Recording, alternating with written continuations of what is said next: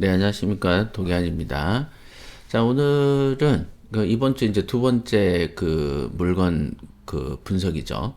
아, 며칠 전에는 이제 압구정동에서 있었던 이제 낙찰건에 대해서 설명을 해드렸는데, 오늘은 이제 부평구에 있는 삼산 주공 미래 아파트, 미래타운 아파트, 요걸 가지고 이제 얘기를 해볼 건데요.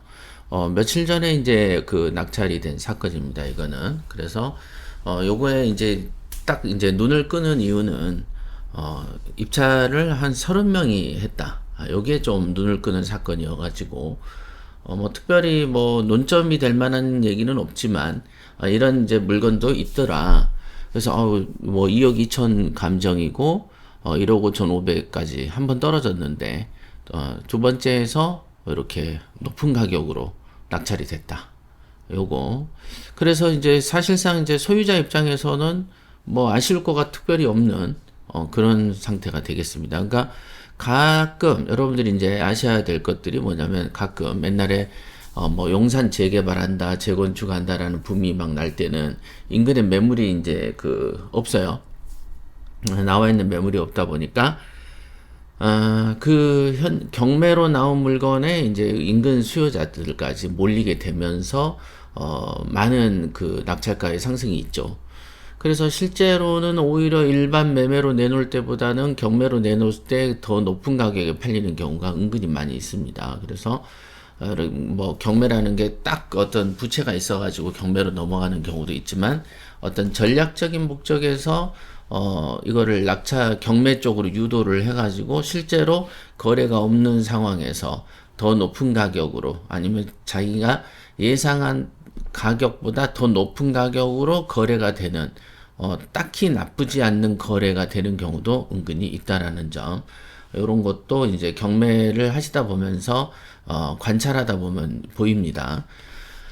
그래서 이 물건은 큰 로스가 없죠. 감정가 2억 2천인데 이제 낙찰이 2억 1천이기 때문에 뭐 손해가 있을까? 뭐 이런 생각이 듭니다. 그래서 요거는 일단 물건 개요 면에서 일단 주소부터 보도록 하겠습니다. 부평구 삼산동에 있는 거고요. 그 다음에 딱 봐도 요 지도를 봐도 인근에 학교 옆이다 그러면 일단은 아파트가 학교 옆에 있다 그러면은 안정적이다, 좋다. 뭐 전월세 수요라든가 이런 거는 좋겠다. 이런 생각을 하시면 됩니다. 그래서 여기 평수는 14평이고요. 14평입니다. 그 다음에 채무자는 2명인데 소유자는 1명인 거죠. 이렇게. 그래서 특별한 건 없는데 사진 한번 보도록 하겠습니다. 물건 개요 측면에서 사진 구경.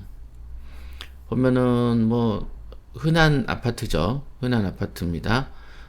나름 조금 소형 평수다 보니까 이제 이렇게 대부분 문 옆에 이런 창이 있는 경우들이 있죠.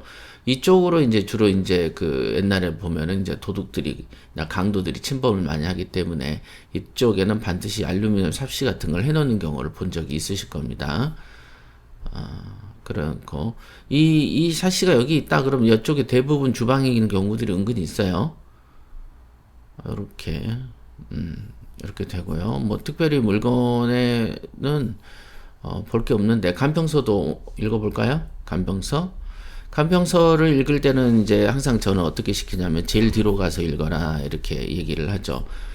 제일 뒤에서 하는 거를 이제 대부분 이제 저는 맥북인데 보통 이렇게 딱 되면은 단축키를 어떻게 썼는지 기억이 안 나는데 이렇게 제일 뒤로 간 거 보셨죠? 왼쪽 보세요.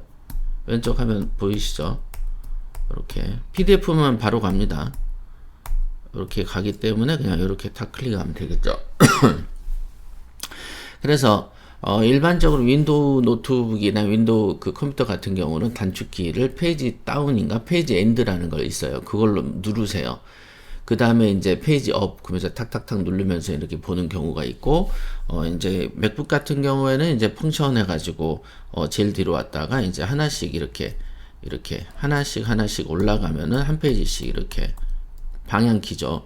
이런 걸 가지고 할 수 있다. 이렇게 여기 뭐 수수료 청구서 이런 거는 굳이 볼 필요는 없고요. 그 다음에 이런 거 사진들이 대부분 앞에 사진에 있지만 간평서에는 더 많은 사진들이 있는 경우가 많이 있습니다. 그래서 이렇게 보시면 되고 여기 이제 엘베 중심으로 6 4, 5, 6, 1, 2, 3 이렇게 됐다는 거. 그 다음에 이제 구조가 이렇게 되는 거. 이렇게 구조가 보면은 이렇게 보이시죠? 내부 구조도 이렇게 여기가 식탁이네. 그죠? 여기 침실. 그 다음 거실. 침실. 그 다음에 여기는 화장실이네. 그럼 여기가 주방인가 보다. 그죠? 확대를 해볼까? 뭐라고 써 있어요? 그렇습니다. 방 2개짜리. 이렇게 되고. 이렇게. 지도상은 여기 보시면은 이제 그 부일중학교 옆이고 뭐 단지 괜찮습니다. 대로변 바로 옆이고 깔끔해요. 깔끔합니다. 근데 여기에 이제 지구단위 계획구역이라는 게 있는데 이게 뭔가는 좀 이따 설명드리도록 할게요. 그 다음에 요런 거 부천시청 요 지도는 다음이나 네이버 지도에서 보는 게 더 빠르겠죠? 이렇게 뭐 특별한 게 없어요. 특별한 게 없습니다. 이렇게 그 다음에 이렇게 보면 이물 사진 받고 감정평가서 받고 그 다음 뭐 현황조사서 한번 봐볼까? 현황조사서에서 보면은 여기 채무자 소유라고 되어 있습니다. 채무자가 소유하고 있다. 그래서 본건에 있을 때 소유자와 배우자를 면대한 결과 가족이 점유 중이다라고 이제 말씀이 있습니다. 그래서 또 이런 거 놓치지 마세요. 외국인 체류 확인서를 첨부했다. 예전 같은 경우에는 이제 집행관들이 외국인이 거주하고 있어도 외국인 체류 확인서라든가 이런 걸 조사를 안 해놓는 경우가 되게 많았습니다. 근데 이제 하도 이제 중국인들이 많이 국내에 들어오니까 임대차 계약도 많이 하다 보고 그러다 보니까 이제 이런 거를 필수적으로 할 수밖에 없어요. 안 그러면은 개인이 정보를 떼어서 조사하는 거가 힘들고, 주민등록에 관해서 전입세대 확인서는 우리 주민등록법 시행령에 있어가지고, 관련 서류를 떼다 주면은 우리가 이제 열람이 됩니다만은, 외국인에 대한 체류 확인서는 그 관련법에 그런 규정이 또 없어가지고 경매나 공매권에 있어서 외국인이 들어와 있어도 그거를 내가 알 수 있는 길이 없는 거예요. 그러니까 이런 점이 이제 법적으로 조금 미비죠. 그래서 이런 경우는 이제 자기들이 이제 국가가 이제 떼어놓는 것 같습니다. 이런 것도 포인트 중에 하나. 그 다음에 이제 물건은 이제 충분히 봤죠. 물건 개요는 지도를 한번 봐야 되겠다. 지도를 한번 보시죠. 지도를 보시면은 여기에 보면은 이제 학교가 많아요. 요런데 학교 많으면 일단 좋은 거고 인근이 전부 다 아파트죠. 그러고 보면은 참 대한민국에는 아파트가 되게 많아요. 정말 많죠, 정말. 네, 외국인들 같은 경우에는 보면 이런 식의 아파트는 서민들이 거주하는 곳이죠. 대체적으로 그렇습니다. 근데 한국은 이제 너무 아파트만 있는 거예요. 그러니까 외국 사람들이 봤을 때 조금 이해를 못하고 적응하기 힘든 부분들, 뭐 힘들다기보다는 좀 놀랍다. 우리나라랑 좀 다르네. 우리나라의 아파트는 대부분 너무 서민층이 사는데, 대부분 이제 부촌들은 다 보면 단독주택촌으로 형성되어 있죠. 한국도 좀 그런 측면이 있습니다만은, 이제 고급 아파트는 또 엄청나게 또 비싸지만 아파트죠. 그러나 이제 대체적으로 이제 이 아파트라는 거가 어찌됐든 정한 규모 내에서 높이 올라가 살다 보니까 보유 지분도 작고 땅 지분도 작고 하는데 편의성 때문에 가격이 이제 가치가 형성되다 보니까 이렇게 올라가는 거죠. 그래서 요런 느낌 딱 봐도 뭐 좋다 뭐 이런 느낌 정도가 있어요. 뭐 이런 공원도 있고 뭐 산책 코스도 있고 활동하기 좋아 보입니다. 딱 봐도 학교 바로 옆에 있고요. 그래서 여기는 인천 톨게이트가 있어요. 인천 톨게이트가 바로 인근에 있기 때문에 경인고속도로죠. 그래서 뭐 특별하게 교통편도 좋고 서울로 즉시 연결되는 것도 좋고 그렇죠. 여기가 계양, 부천 쭉 따라가면 신호라이시, 목동까지 이렇게 오고 이게 이제 제1경인이네요. 제2경인이 요거 같으다. 요거 광명 요게 보이시죠? 제2경인이 있어요. 여러분들 보셔야 되는데 제2경인이 있고 제1경인이 있어요. 여기 요 밑에가 제2경인 그 다음에 좀 전에 이제 우리가 보던 게 어디였지? 물건지가 어디였어요? 인천 쪽에. 여기가 제1경인. 다시 한번 볼게요. 요렇게. 여기가 제1경인. 여기가 제2경인. 꽤 머네. 나름 있어요. 그러나 이제 저 같은 경우는 제2경인을 많이 타고 다녔는데 이쪽에 이제 제1경인은 이제 신월동, 신정동, 양천구 쪽에서는 제1경인을 타는 경우가 있습니다. 그래서 여기가 아무래도 좀 낡긴 낡았어, 이 지역이. 근데 입지면에서 서울로 진입이라든가 이런 교통편이 너무 좋죠. 그래서 이제 교통편도 나쁘지 않고 여러모로 좋다 이렇게 볼 수 있습니다. 농산물 도매시장도 있네요. 그죠? 이런 거 좋아요. 그래서 가치나 가격은 괜찮겠네라는 생각이 좀 듭니다. 자, 그 다음에 그럼 이제 권리 분석을 한번 보도록 하죠. 권리 분석은 여기에 있는 것 중에서 이제 소멸 기준 권리를 항상 찾아야 된다 그랬고, 소멸 기준 권리는 여기에 있는 선순위 근저당권인 저축은행이 이제 1억 1천 정도가 있어요. 2020년에. 2020년에 이게 지금 1억 1천 정도면은 조금 보시죠. 15년에 1억 7천을 샀는데 2020년, 20년, 21년, 22년 뭐 이때가 이제 부동산이 엄청나게 폭등했던 때 아닙니까? 그랬을 때 이제 9월 11일 같은 날에 이제 거의 2억 원에 해당하는 돈을 빌려줬다. 물론 이제 근저당이다 보니까 120%, 이 당시에는 아마 저축은행이면 130%를 설정했을 수도 있어요. 그래서 2억이라는 기준으로 해서 130%면은 어떻게 해야 되나? 1억 5천일 때 1억 5천이면 1억 9천까지 빌려주는 거니까 1억 한 5천 임금보다 살짝 더 빌렸을 가능성이 있다. 이렇게 보여집니다. 근데 이제 요 밑에 보면은 PH 이래가지고 뭐 14 유동화 해놓고 채권 총액이 2억 원 이렇게 돼 있단 말이에요. 그러니까 실질적으로 이제 저축은행에서 빌린 돈이 거의 이제 2억 돈이 되는 거죠. 아니면 2억보다 조금 적어도 이자까지 붙어서 청구 금액이 이 금액으로 형성된 것 같습니다. 그러니까 이 당시 지금 가격으로는 2억을 빌릴 수가 없죠. 그러나 이 당시의 실거래가를 보면은 거의 3억 3, 4천까지 거래가 된 사례가 있다는 거예요.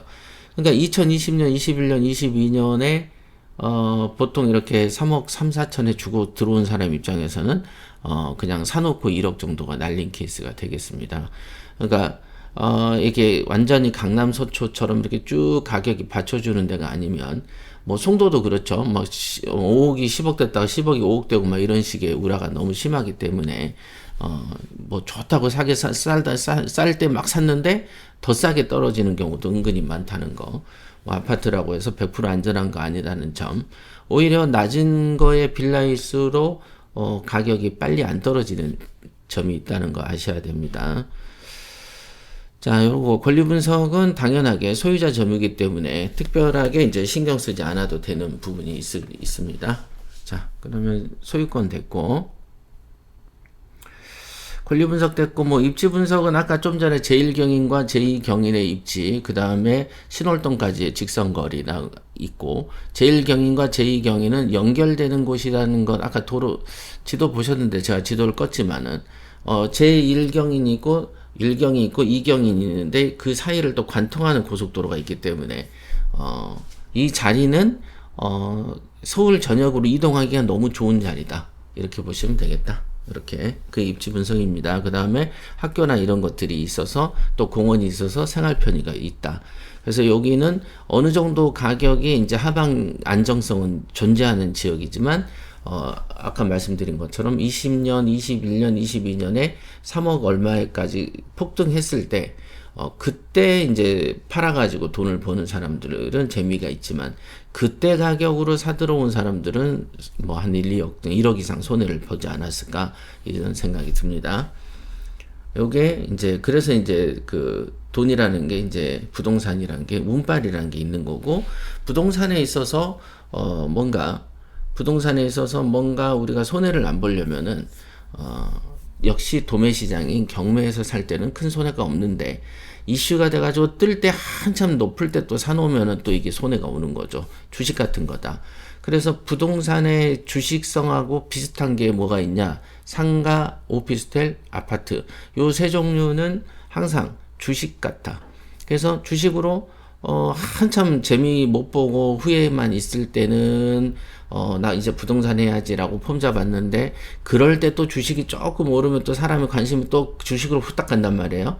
그러니까 돈이라는 게 이렇게 결과적으로 버는 거를 생각하는 것보다는 앞에서 몇 퍼센트 올랐다 그러면 그쪽으로 현혹되는 게 사람의 마음인 것 같습니다. 그래서 그랬기 때문에 더더욱이나 큰 부자는 항상 좀 적고, 고만고만한 사람들이 밑에 피라미드의 이제 아래층을 구성하는 이유는, 그 사람들이 보세요. 주식이 계속 안 되면은 누구나 부동산하고 경매하겠죠. 됐다 안 됐다 됐다 안 됐다 하는데, 자기의 운명적인 라이프 스타일에 경매 좀 관심 가져볼라 할 때 주식이 딱 오르면 또 금세 신경이 꺼진단 말이죠. 그게 팔자라는 거다, 이렇게 보여집니다. 그래서 어찌됐든 현혹하는 거는 사실이 있죠. 존재하는 건 분명하고 오른 건 사실이니까 그때 한번 참아서 좀 낮은 지역에 있는 경매를 사는 게 맞고, 또 그 다음에 부동산도 뭐 아파트가 이리 오른다 저리 오른다 할 때, 갭 투자가 어쩐다 저쩐다 할 때 그때 또 갭 투자에 정신 나가버리면은 그러면서 한 3년에서 5년이 또 날아간단 말이에요. 그러니까 이게 왜 사람들이 막 돈 되는 물건들, 돈 되는 그 투자처가 분명히 있지만 그거를 꾸준히 활용하지 못하는 이유는 뭐냐? 중간에 유혹하는 게 많다. 그래서 제가 늘 말씀드렸죠. 경매는 경부고속도로 같은 거 가지고 중간에 나가는 이제 톨게이트들이 돈 많이 있기 때문에, 그거를 자꾸 이렇게 유혹이 돼서 고속도로를 끝까지 부산까지 가지 않고 중간에 빠져나오는 새끼들이 너무 많다. 이게 원인이다라고 말씀드렸습니다. 그거는 이제 부자 마인드 강의에서 제가 해드렸던 부분이고, 요 물건의 이제 그 장점이라면은 어떤 게 있을까요? 일단은 입지가 좋다, 안정성이다. 그 다음에 이제 이번에 들어오는 민주당 정권에 의해서 부동산의 폭등의 가격 가능성이 존재한다. 항상 그 재건축 초과이익 환수에 대해서도 제가 얘기를 한번 하려고 어제 준비했다 안 했는데, 어쨌든 민주당이 들어오면은 부동산은 오릅니다. 항상 올라요. 뭐 세금을 더 걷기 위해서 공시가격을 올려도 물가가 오르니까 당연히 오를 것이고, 그 다음에 대출을 규제하거나 재건축을 규제하면 규제하기 때문에 재생산이 안 되기 때문에 풍기 현상 때문에 오르고, 어찌됐든 오르는 방향으로 이동을 한다고 봤을 때, 지금 이거는 실제로 보면 낙찰 가격 대비해서 재미가 없어요. 없는 정도가 아니고 많이 없어요, 재미가.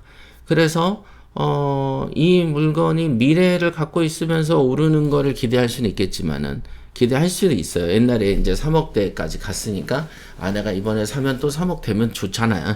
그렇게 생각할 수는 있겠습니다만은, 일단은 요 가격은요, 최근에 이제 실거래라든가 이런 걸 봤을 때 한 2억 2천 안쪽 저짝에서 있습니다. 그래서 요 경우가 지금 보면은 재미는 없죠. 뭐 30명이 입찰할 정도로 뭐 대단한 호재가 있나? 호재는 없습니다. 지금 있었던 아까 지구단위 계획구역 같은 경우는 이미 2000년대 지구단위 계획구역에 의해서 학교도 들어오고 이 아파트가 생긴 거예요, 이미. 그래서 요거에 이제 그 소유권 보존 등기가 여기다. 소유권 보존 등기일이 2000년이란 말이에요. 이때 지구단위 계획구역이 끝난 겁니다. 그래서 지금 이제 25년 됐으니까, 요거를 뭐 25년, 30년 됐으니까 재건축 얘기가 나올 수도 있습니다만은, 요즘에 좀 30년 미만이면 좀 약하죠. 약합니다. 그래서 실제로 이제 진행되는 뭐가 있으면 몰라도 지금 진행되는 게 특별히 없는 걸로 조사가 되고 있는데, 그래서 큰 재미가 별로 없는데 경쟁이 된 이유는 뭘까? 그럼 미래에 대한 어떤 그런 거가 아닐까? 기대 같은 게 아닐까라는 생각을 해봅니다. 특별히 이런 정도까지 가치가 있을까 싶고, 공시가격 자체가 아마 1억대가 안 될 수도 있는 거예요, 이 건이. 아까 제가 조사 여기 있었나? 공시가격 자체가, 이게 49제곱이거든요. 이번에 5월 달에 이제 거래됐던 거, 그 보면 2억 500, 2억 2,300, 뭐 이런 상태입니다. 2억 3천, 2억 1,500, 4월달, 뭐 이렇게. 그랬기 때문에 지금 2억 1,800인가? 뭐 여기서 샀을 때가 과연 뭐 재미가 있겠냐? 그럼 재미는 별로 없다. 이렇게 보여지고, 공시가격 자체도 좀 낮아가지고, 뭐 전세로 빼는 것도 좀 약하고, 그죠? 2억 1,100에 살만한 물건인가? 이런 생각이 듭니다. 물론 실거주 하시는 분은 사도 됩니다. 물건이 나온 게 없을 때 내가 실거주를 해야 된다. 그러면은 사야지라는 마음을 가질 수 있겠죠. 근데 그렇죠. 끝자리가 막 이렇게 처절하게 달린 거 보면은 뭔가 강한 욕구가 느껴지죠. 그래서 특별하게 장점이라면은 그냥 미래성을 보고 옛날의 추억을 떠올릴 수 있겠다 정도, 뭐 그게 뭐 장점인지 아닌지 모르겠지만, 아니면 이제 입지 자체가 좋으니까 그래 나 요거에 살래 라고 생각할 수 있겠다. 그런데 이제 단점이라고 보면은 이제 차익 면에서 경매를 하는 거에 있어서 조금 아쉽다라고 느껴지고요.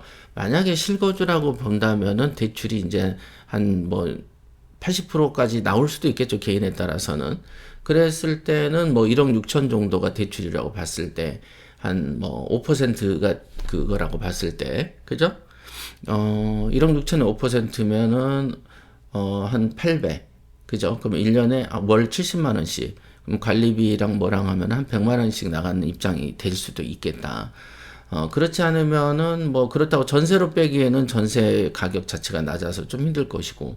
그래서 어떤 사연인지는 모르지만 그게 막 좋아 보이지는 않습니다. 그러나 30명이 붙었다라는 점에서 주목할 만하다. 이 정도의 느낌입니다. 그래서 그게 이제 단점도 되고 장점도 되고, 특별한 어떤 장단점이 갈리는 물건은 아니다. 그냥 평범하다. 이렇게 보시면 되고, 조사 포인트 같은 경우는 이 물건의 당연하게 시세가 중요하겠죠. 그 다음에 최근에 개발 이슈 같은 게 있느냐, 항상. 개발 이슈는 항상 물건을 물어볼 때 중요한 포인트입니다. 개발 이슈 조사를 해야 되고, 그래야지만 그 물건의 미래에 영향을 미치죠. 그래서 항상 질문할 때 필수적으로 들어가야 되는 거죠. 조사 포인트. 그래서 시세를 알아볼 때는 개발 호재가 있냐 없냐, 그 다음에 최근에 이제 거래 시세가 얼마냐, 그 다음에 전세가 얼마냐, 월세가 얼마냐, 이런 건 뭐 너무 당연한 게 조사 포인트고, 이슈가 된다면은 딱 하나는 그거네. 뭐 대출이 얼마까지 나온다도 있고, 근데 연체 관리비는 없어요. 아까 보니까 관리비 체납 없다고 여기서 자기들이 조사를 해놨더라고요. 그러니까 뭐 특별하게 조사할 것도 없고, 권리관계도 조사할 것도 없고, 그냥 하면 되는데, 그게 이제 시세 하나 딸랑 조사하는 거고, 시세에 영향을 미칠 수 있는 미래성이 어떠냐는 개발과 관련된 거니까, 그거와 관련해 조사하는 게 맞겠다. 이 정도. 그 다음에 얼마나 희귀한 물건인가, 요즘에 물건이 나와 있는 게 있는가 없는가, 요 정도인데, 뭐 그다지 딱 잘 샀다고 보기는 어려운 물건이라고 볼 수가 있겠습니다. 조사 포인트도 어렵지도 않고, 총평으로 본다면은 그냥 쏘쏘한데, 실거주 한다면 하십시오. 이렇게 할 수 있겠죠. 옆에 이제 학군이 있으니까 거기에 애 때문에라도 학교를 내가 들어와야 된다. 그러면은 어디 가서 전세하는 것보다 애를 한 3, 4년 산다고 봤을 때 하나 갖고 있는 게 좋겠네. 그 다음에 뭐 그 정도로 보여지는데요. 그 정도 외에는 도대체 원인을 찾을 수가 없습니다. 자, 뭐 개발이든 뭐든 어떤 게 있으면은 언론이든 뭐에 검색이 좀 될 건데 그런 것도 없고, 물론 이제 부동산에 전화를 하거나 하지 않습니다. 여러분들은 이 물건을 가지고, 저는 이 서류만 가지고 심사를 하는 거기 때문에 여러분들이 또 궁금하시면은 인근에 전화를 해가지고 도대체 어떤 개발의 호재가 있길래 이러냐, 그리고 물건을 한번 내놔보세요. 그래서 내놨을 때 얼마까지 팔아줄 수 있냐라고 물어보십시오. 그러면은 시세가 나오지 않을까요? 자, 오늘은 여기까지 하겠습니다.